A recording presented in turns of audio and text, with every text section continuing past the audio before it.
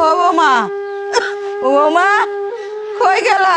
আমার করে ভাত দাও না, খুব খিদা লাগছে। এই বুড়ি এই চিল্লে চিল্লে তো বাড়িটা একদম মাথায় নিছোস।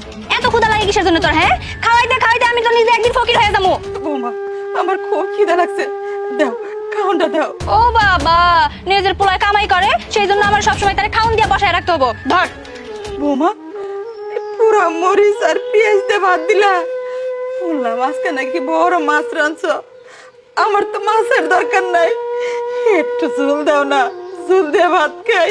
আহা, বুড়ির শখ কত মাছের ঝোল দিয়া ভাত খাবো। মাছের ঝোল তোর একবার খাওমু, যা দিছি তাই মানে মনে করে খা। আর যদি বেশি খাওন খাওন করছস না, তাহলে এই ভাতের সাথে একবারে বিষ মিশিয়ে খাওয়া তোর মাথা ফলাবো। এমন করে কেন কইতেছ? আজকে যদি আমি তোমার মা হইতাম, তুমি কি এই কথা কইতে পারতা? পারতা না। আর বাজার সদাই তো আমার পোলাই করে, আমার পোলাই কামাই করে, তোমার দিতে তো কষ্ট লাগে কেন? দাও বৌমা, আমার একটু মাছের ঝোল দাও। কি কইলি? তুই আমার মায়ের সাথে তোর তুলনা দিলি? তুই আমার মা হইতি তাই না? আজকে তোরে কি যে করমু, তোরে তোরে খাওয়াইতেছি। দাঁড়া দাঁড়া, তোরে আজকে আমি বৌমা, আমার মা তুই কথা কস তাই না? আজকে তো শুধুমাত্র তোর মাথায় পানি ঢালছি, এরপরে যে তোরে কি করমু যদি একবার খালি আমার মা তুই কথা কস। কথাটা মনে রাখিস বুড়ি।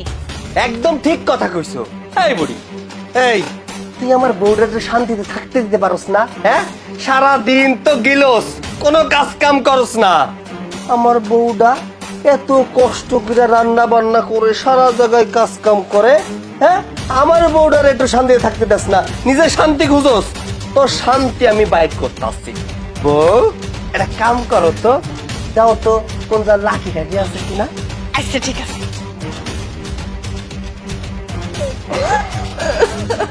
এই না, কি সাইজ করা লাঠি রে, আজকে যেমন শান্তি দিমু।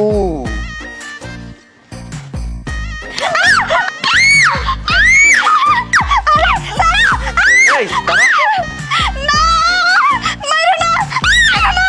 তুই দাঁড়া দাঁড়া, এই দাঁড়া দাঁড়া। এই কি হয়েছে? এই দিনে দুপুরে তুই বউরে লাঠি নিয়ে দাবড়াচ্ছিস কি জন্য? আমার বউলে লাঠি নিয়ে দাবলাবো না ঠ্যাঙ্গা নিয়ে দাবলাবো, তা তোর কি? এই রাস্তার পরে এত সুন্দর বউরে কেউ দাবড়ায় লাঠি নিয়ে? আমার বউ সুন্দর না বান্ধব তোরে দেখতে গেছি, তোর পিছনে হনিন বাইরে লাল করে দিবানি। সর সর সর কলা সর। শালা শালা মানে পাগল হয়ে গেছে, বউরে রাস্তার পরে লাঠি নিয়ে দাবড়াচ্ছে। বাপরে বাপ, আমি থাকলে বাবা আমারও মারতে পারে। যাই, ওর পিছনে যায় লাভ নেই।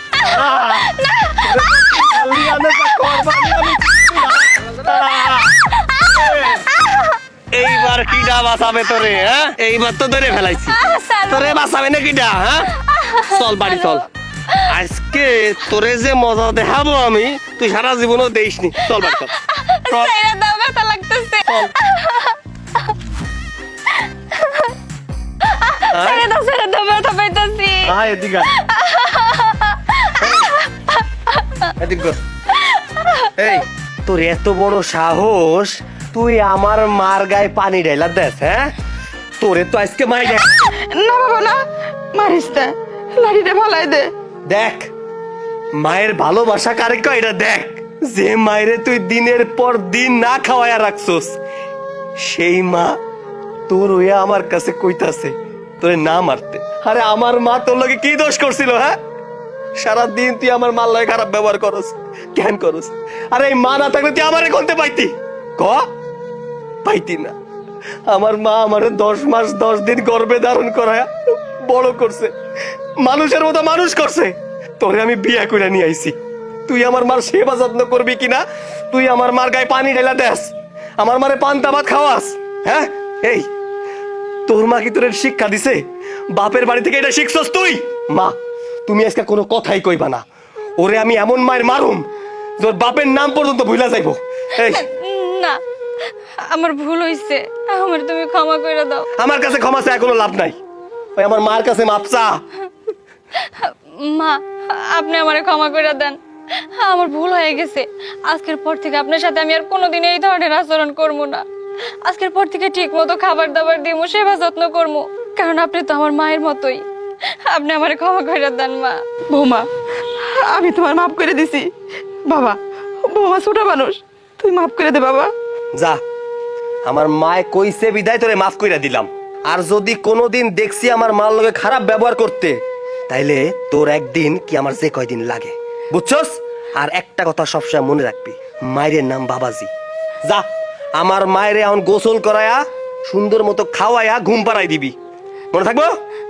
আচ্ছা ঠিক আছে, চলেন মা। তুমি ভাবলে কি করে তোমার মতো একটা ফকিনের কাছে আমার মেয়েকে বিয়ে দিব? ভাইজান, নাস্তা খান। আপা, নাস্তা তো খাবো, কিন্তু ছেলে কোথায়? এই তো ভাই এসে পড়বে। সৈকত, সৈকত, মেহমান চলে আসছে। আসসালামু আলাইকুম। ওয়ালাইকুম আসসালাম। আপা, কই ছেলেরে ডাকুন। এই তো আমার ছেলে সৈকত। কি এসব কি আজে বাজে কথা বলছেন? উনি আপনার ছেলে হতে যাবে কেন? পাগল টাগল হয়ে গেছেন নাকি? কেন কেন হতে পারে না? আরে ভালো করে তাকিয়ে দেখুন, আমি সৈকত আহমেদ। কিন্তু আপা, ছবি তো ছেলেকে অনেক ফর্সা দেখেছিলাম, সুন্দর দেখেছিলাম, কিন্তু এই অবস্থা কেন? আঙ্কেল, এখন মানুষ ছবিতে অল্প স্বল্প এডিট করে। এটা অল্প অল্প, ছবিটা তো দেখেছি একেবারে সিনেমার হিরোদের মতো, আর বাস্তবে তো একেবারে হাড়ির তলা থেকেও বেশি কালো। আর এটা আপনি বলছেন অল্প? এভাবে কথা বলছো কেন বাবা? গায়ের রং কালো হয়েছে তো কি হয়েছে? আর তাছাড়া বিয়েতে গায়ের রং কালো বা সাদাতে কি আসে যায়? আসে যায় না মানে অবশ্যই আসে যায়। এরকম একটা কালো ছেলের কাছে যদি আমার মেয়েকে বিয়ে দেই, তাহলে আমি সমাজে মুখ দেখাবো কিভাবে? আমার আত্মীয় স্বজনের কাছে মুখ দেখাবো কি করে? হ্যাঁ সেটাই তো। আর তাছাড়া আমার ফ্রেন্ড সার্কেল, ওরা যদি জানে যে আমার হাজবেন্ড কিনা একটা কালো, তাহলে আমার কি হবে বলো তো? আমাকে তো ওরা অপমান করে মেরেই ফেলবে। বলবে একটা কাল্লাকে বিয়ে করছে। বাবা শোনো, এই কালো ছেলেটাকে আমি কখনোই বিয়ে করতে পারবো না, কখনোই না। দেখুন, আমার কাছে এগুলা ম্যাটার করে না। আমি দেখি সবসময় মানুষের মন কেমন, মনুষ্যত্ব কেমন। শোনেন, রাস্তাঘাটে চলতে হলে চেহারা দেখে, মন দেখে না। আমার মেয়ে যদি আপনার ছেলের মতো কালো হতো, তাহলে কি আপনারা বিয়েতে রাজি হতেন? হতেন না। রং নিয়ে আমাদের কোনো সমস্যা নেই। এটা আপনাদের সম্পূর্ণ ভুল ধারণা। আমি হলে কখনো এই গায়ের রঙের জন্য রিজেক্ট করতাম না। আর তাছাড়া এখন টাকা হলেই গায়ের কালো চামড়াটাও ফর্সা করা যায়। এমন ভাবে বলছো, না জানি তোমার কাছে কত টাকা। বাবাজি, তোমার কাছে কত টাকা আছে? বাইরে আসার সময় একটা BMW গাড়ি দেখেছেন? হ্যাঁ, তো ওই গাড়িটা আমার। ওটা তো আমার অনেক প্রিয় গাড়ি। আচ্ছা, তার মানে আপনার কাছে সত্যি এত টাকা আছে? শুধু BMW গাড়িটা নয়, হ্যাঁ, আমার একটা গাড়ির শোরুমও আছে, সৈকত কার সেন্টার। নাম তো শুনেছেন নিশ্চয়ই। ও আচ্ছা, তার মানে সেই সৈকত কার সেন্টার যেখান থেকে বড় বড় সেলিব্রিটিরা কার কিনে? ওইটাই আমার। শুনুন, আই এম সো সরি, আসলে আপনাকে অনেক কথা বলে ফেলেছি। আর আমার এই বিয়েতে কোনো আপত্তি নেই, আমি আমার ভুল বুঝতে পেরেছি। হ্যাঁ, আমি আন্তরিকভাবে দুঃখিত। আমার বুঝতে একটু দেরি হয়ে গেছে। সংসারের রং নয়, মনটা বড় হওয়াটাই বড় ব্যাপার। সত্যি রং কোনো ব্যাপার না? আরে না না, এই যুগে এসব রং কোনো বিষয় নাকি? ও রিয়েলি? আমি তো আবার আমার মুখে কালি মেখে আপনাদের সামনে এলাম এটা পরীক্ষা করার জন্য যে আপনারা মানুষকে ভালোবাসেন নাকি তার রূপ রংকে ভালোবাসেন। যাক, এখন দেখে এটা ভালো লাগছে যে আপনারা মানুষের রূপকে নয়, মানুষের মনুষ্যত্বটাকেই ভালোবাসেন। কালি মেখেছেন মানে? Just wait.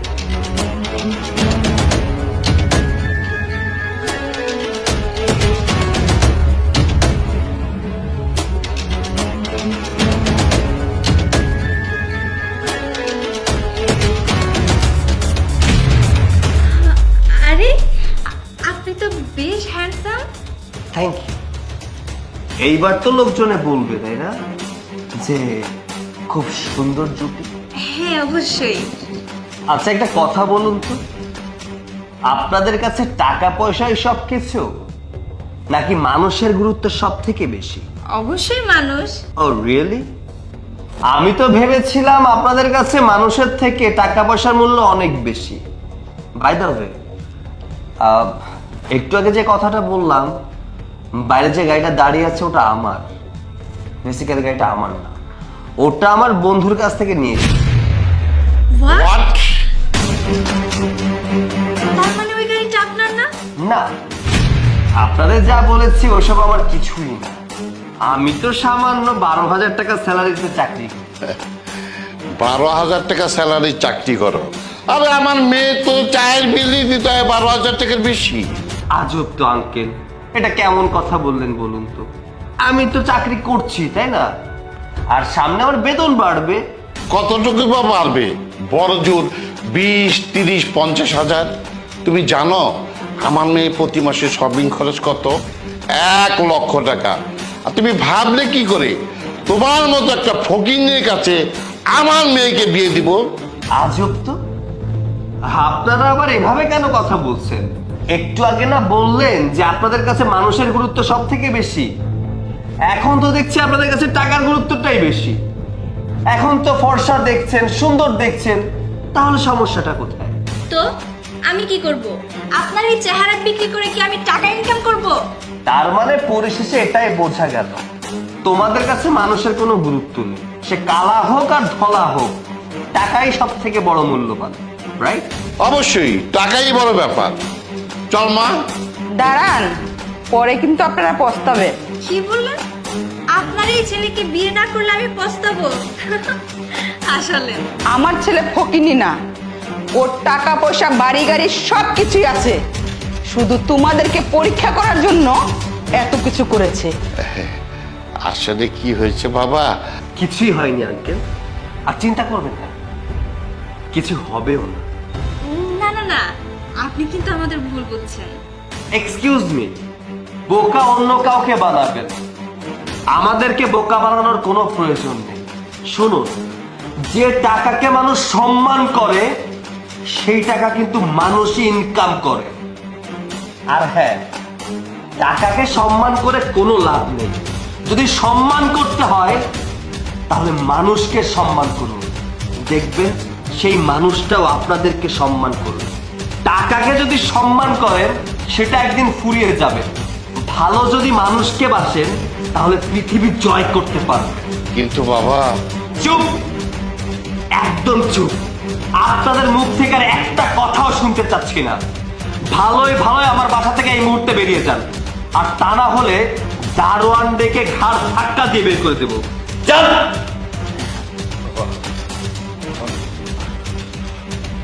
চল চল।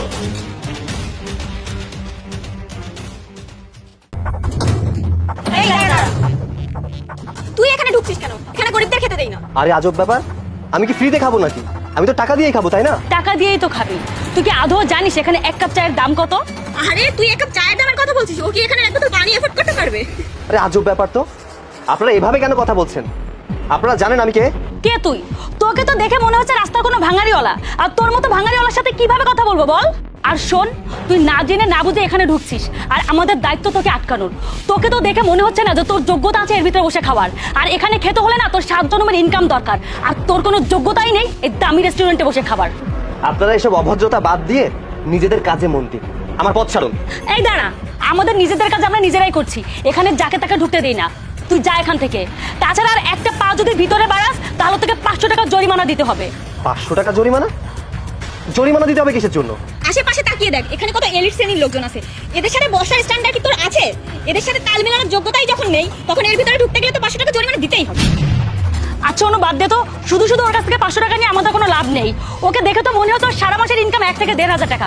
তুই একটা কাজ কর, পাশে চায়ের দোকান আছে, ওখানে 10 থেকে 15 টাকা দামের সমোসা সিঙ্গারা পাওয়া যায়, ওটা গিয়ে খা। শুধু শুধু এখানে দাঁড়িয়ে সময় নষ্ট করিস না, এতে তোর টাকাও বাঁচবে আর আমাদের সময়ও বাঁচবে। যা এখান থেকে। আপনারা কাজটা একদমই ঠিক করলেন না, এর ফল আপনাদের ভোগ করতে হবে। আরে যা বলছি এখান থেকে যা। কই থেকে যে এসব আসে? ওয়াও,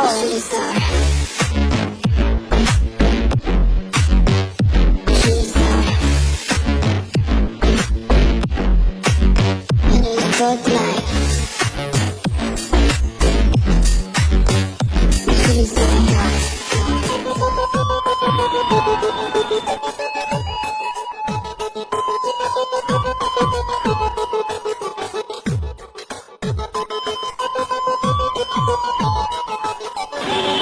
স্পোর্টস কার, তাও আবার আমাদের রেস্টুরেন্টের সামনে। এত দামি গাড়ি কে নিয়ে আসলো? কি সুন্দর গাড়ি। জানি শোনো, এটা আমার খুব পছন্দের একটা গাড়ি, বলতে গেলে মাই ড্রিম কার। ড্রিম কার ড্রিমই থাকবে, এসব কি আর আমরা অ্যাফোর্ড করতে পারি? যাই হোক, চল ছবি তুলি। দেখ,